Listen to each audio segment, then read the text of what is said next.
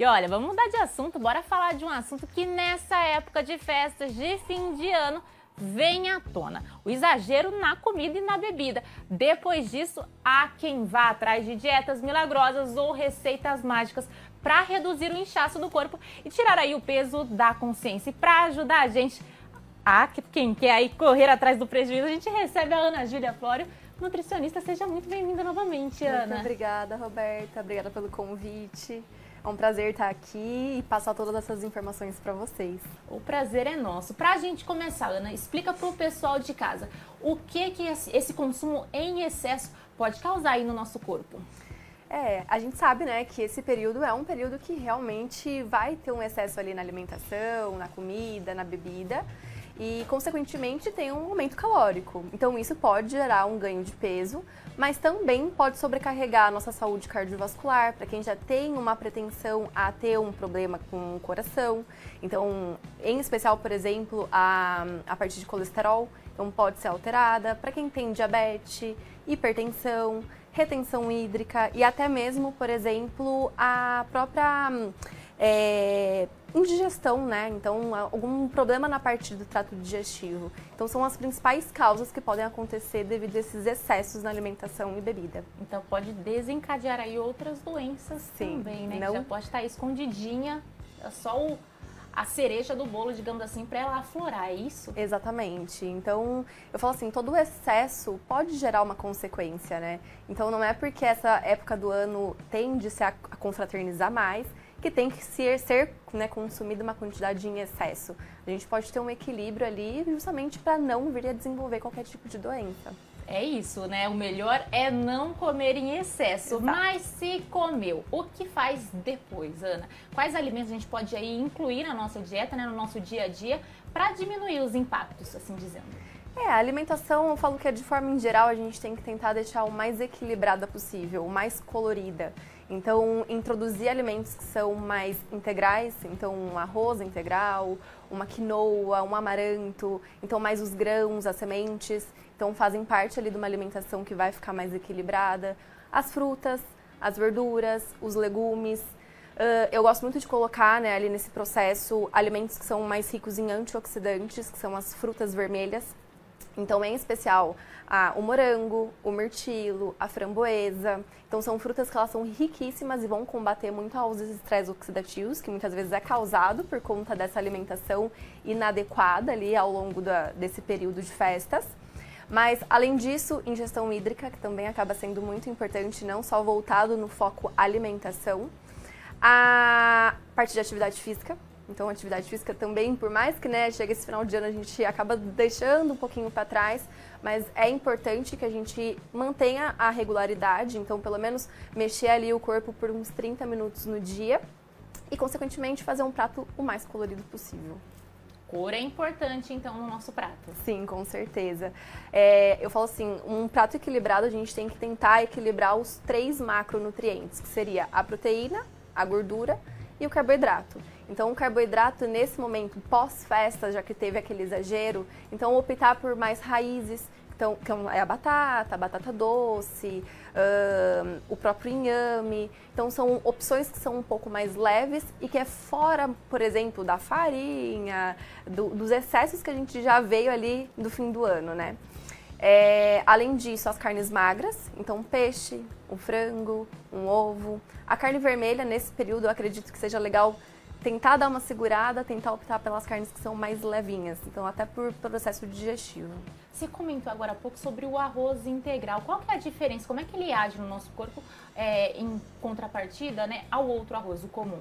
O arroz branco? Isso. Quando a gente pensa no arroz branco e arroz integral, pensando em valor calórico, os dois são muito parecidos. Então, o que vai mudar mesmo é a questão da fibra. Então, o arroz integral, a quantidade de fibra acaba sendo maior. Então, consequentemente, aumenta a nossa saciedade e que faz com que a gente consiga manter essa saciedade por mais tempo ao longo do nosso dia e faz com que a gente tenha menos fome. Então, às vezes, se você for considerar uma quantidade de arroz branco e arroz integral, em quantidades iguais, pode ser que muitas vezes você consumindo o arroz integral, o teu tempo, né, de esvaziamento gástrico vai ser menor. Então, ele vai demorar mais tempo para acontecer e, consequentemente, a fome vai demorar para chegar. Olha, que bacana. Ana, nessa época do ano a gente escuta falar muito de chás, né? Quais chás são realmente indicados? É chá verde, chá de não sei o quê? Chá opção não falta. Todos fazem o mesmo efeito? Assim, serve para desintoxicar? Nem todos os chás, eles têm o mesmo efeito. Cada chá, cada erva, cada planta, ela tem um efeito, né, de diferentes formas. Mas em especial, para esse processo aí de desinchar, desinflamar, eu gosto muito de acrescentar o chá verde, chá de hibisco, chá de gengibre, de cavalinha, de carqueja. Então, esses chás são os que são mais específicos para essa finalidade, né, de eliminar a retenção hídrica, que acontece muito porque a gente fez uma ingestão de um valor calórico muito alto, consequentemente, a gente reteu isso. Então, essas toxinas do nosso corpo, elas são eliminadas através, muitas vezes, da ingestão hídrica ou, por exemplo, dos chás. Então, outros chás, eles podem estar interligados com outra finalidade. Então, com sono, com relaxamento, com descanso e etc. Quando a gente fala de hidratação, também não pode esquecer, claro, da água. Como ela age aí nesse processo, Ana? A água, eu falo que ela é fundamental, então, em especial porque a gente fez um excesso, né, da alimentação, tanto que é rica em sódio, quanto rica em gordura, alimentos que são mais calóricos, e, consequentemente, isso pode gerar até o próprio álcool, né, que é muito comum nessa época do ano. Então, tudo isso gera uma retenção e uma desidratação. Então, quando a gente pensa em alimentação, sódio mais alimentos que são mais calóricos e álcool, a gente pode ter uma retenção e, consequentemente, gerar essa desidratação. Então, a água ela é extremamente fundamental nesse momento. Então, vai ingerir uma bebida alcoólica, sempre intercala com água. E aí acaba, né, reidratando o nosso corpo, eliminando as toxinas e, consequentemente, trazendo um bem-estar de forma geral. O recomendado, né, até como uma curiosidade, é fazer 35 ml por quilo de peso. Então, por exemplo, uma pessoa que tem 70 quilos, então a gente faz 70 vezes 35, a gente consegue atingir ali a quantidade final de água que ela tem que ser ingerida. Então, dá mais ou menos ali em torno de 2 litros e 400, 2 litros e 450. Então, é esse o cálculo? Esse é o cálculo. 35 vezes o quilo de peso. A gente viu a imagem agora há pouco ali, ó, do coco verde. Ele também, a água dele, né, tem a mesma hidratação, serve como se fosse água comum? Não, a água de coco, ela é riquíssima em eletrólitos, então ela realmente vai fazer uma hidratação diferenciada no nosso organismo, mas em especial, por exemplo, quando você faz uma atividade física ou quando você usa muito o corpo, né? Então, que elimina bastante sais e, consequentemente, a gente precisa fazer essa reposição. Então, água, a parte de hidratação é sempre com água. Não é suco, não é refrigerante. Não adianta querer fazer a troca. Exatamente, não adianta fazer a troca. Então, água é hidratação. O restante são complementos. Que bacana. Você comentou aí sobre a atividade física, né? Qual que é o papel dela para desinchar logo depois dessas festas? Tem que deixar a preguiça de lado aí, começar 2024 com tudo, né? Ai, com certeza. A atividade física é uma coisa que todo mundo ainda tem muita gente que tem dificuldade, né, de começar, mas o pós-atividade física acaba sendo muito importante. Então, tanto para regular a questão hormonal, então, regulando a parte hormonal, a gente consegue melhorar o apetite, consegue controlar a ansiedade, muitas vezes, né, melhora a questão de humor, de vitalidade, o peso, então, que é uma coisa que pega muito, né, para todas as pessoas ali, que pensa sempre, nossa, eu comi demais, eu tô ganhando um pouquinho de peso, então a atividade física ela vai contribuir muito para isso. Mas, em especial, vitalidade. Eu acho que é um principal ponto. A suplementação é fundamental nessa hora do detox, né? De fazer esse detox? Ou não precisa? Dá para deixar de lado? A suplementação, ela é fundamental ali na parte da alimentação, do processo de detoxificação, só que isso é com acompanhamento nutricional. Então, não pode sair aí comprando qualquer tipo de suplemento, mas existem alguns suplementos que podem ser colocados e que a gente também encontra muitas vezes em alimentos. Então, por exemplo, o ômega 3, que é o óleo do peixe, então ele ajuda muito nesse processo de desinflamação. O NAC, que é o acetilcisteína, então ele é um super antioxidante e ele ajuda no processo da formação de glutationa para fazer esse processo de detoxificação. Então, ele é um produto um suplemento que a gente consegue aí encontrar em diversos locais e que tem um uso muito amplo. Então, não só no processo de detox, mas às vezes na parte respiratória e tudo mais. E fora as vitaminas do complexo B, e vitamina C, vitamina E, vitamina D. Então também são suplementos que são indicados nesse processo de detoxificação. Olha, muito bacana. Agora a gente vai ao vivo com as participações do público. A Maria de Sumaré está perguntando, olha, olá Roberto e Ana Júlia. Nessa época do ano falam muito de consumir alimentos termogênicos, mas o que seria? O que seria esses termogênicos? Um beijo Maria.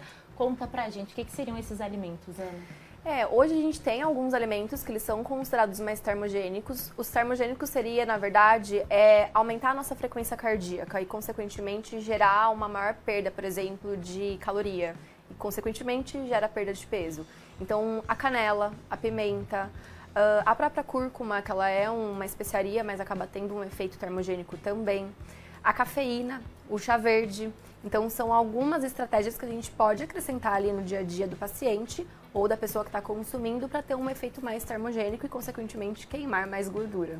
É isso aí. Tem mais participação aqui com a gente. A Joana de Vinhedo está perguntando qual a quantidade ideal para ingerir de água diariamente. Reforça pra gente, Ju. A quantidade ideal seria de 35 ml por quilo de peso. Então, sempre você vai pegar o seu peso e multiplicar por 35 ml. E aí vai dar um número mais ou menos ali do quanto que você precisa ingerir. Nessa época do calor, então é legal sempre acrescentar pelo menos de 500 a 1 litro a mais ali no dia a dia. Ah, bacana. Menos nunca, né? Menos nunca, sempre a mais. Próxima participação da Márcia de Limeira. Tá falando, olá, boa tarde. Os alimentos industrializados prejudicam a desintoxicação? Sim, com certeza. Esse seria um dos principais alimentos que a gente deveria eliminar da nossa alimentação nesse processo de detox. Então, sempre preferir alimentos que são mais in natura. Então, as frutas, as verduras, a parte de fibra. Então, tudo que for mais natural acaba sendo melhor. A gente sempre fala aqui, né, que uma boa noite de sono influencia em vários outros fatores da saúde. Nesse caso, também é um fator primordial? Com certeza, o sono ele está totalmente interligado, né? Então, a qualidade do sono ela vai ajudar muito na questão do nosso melhorar nosso metabolismo, vai melhorar a parte hormonal nossa. Então, consequentemente, ajuda muito no processo de reduzir a fome, a ansiedade. Vai ajudar muito nesse processo de relaxamento. E o relaxamento ele é extremamente importante. A gente tem que tentar deixar os nossos níveis o mais organizadinho possível para ter energia para o próximo dia, né? Então, o sono sim é importante. Uma dica, né, se pode ajudar, são os chás. Então, camomila, erva doce, mulungu, são chás que ajudam muito nesse processo de relaxamento e, consequentemente, uma noite de sono boa. Olha que bacana essa dica. Agora a Giane de Limeira está perguntando assim, amanheço todos os dias com a barriga inchada e quando bebo água dá a impressão que fico muito mais inchada. A água da torneira faz mal? Sim, a água da torneira ela faz mal, ainda mais se não tiver todo o encanamento, então um saneamento.